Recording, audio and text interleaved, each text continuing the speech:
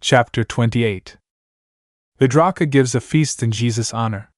Jesus speaks on the unity of God and the brotherhood of life. Criticizes the priesthood. Becomes the guest of a farmer.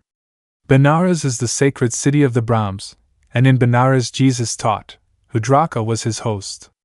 Benares. 2. Vidraka made a feast in honor of his guests, and many high-born Hindu priests and scribes were there. 2. 3. And Jesus said to them, "With much delight I speak to you concerning life, the brotherhood of life." 3. For the universal God is one, yet he is more than one. All things are God, all things are one. 4. 5. By the sweet breaths of God all life is bound in one. So if you touch a fiber of a living thing you send a thrill from center to the outer bounds of life. 5. 6. And when you crush beneath your foot the meanest worm, you shake the throne of God, and cause the sword of right to tremble in its sheath. 6.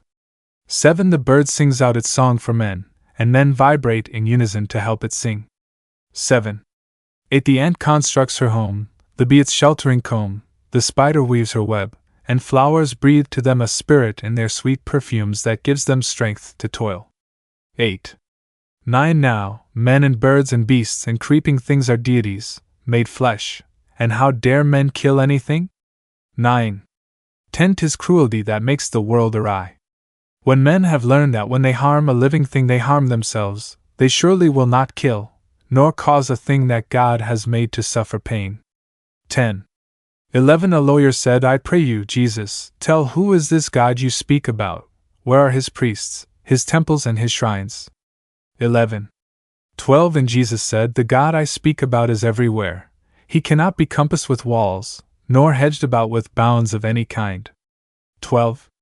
13. All people worship God, the One, but all the people see him not alike. 13. 14. This universal God is wisdom, will and love. 14. 15. All men see not the triune God. One sees him as the God of might, another as the God of thought, another as the God of love. 15. 16. A man's ideal is his God, and so, as man unfolds, his God unfolds.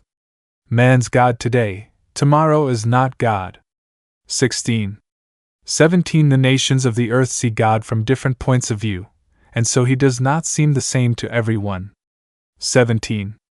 18. Man names the part of God he sees, and this to him is all of God, and every nation sees a part of God, and every nation has a name for God. 18. 19. You Brahmins call him Parabrahm. In Egypt he is Thoth, and Zeus is his name in Greece.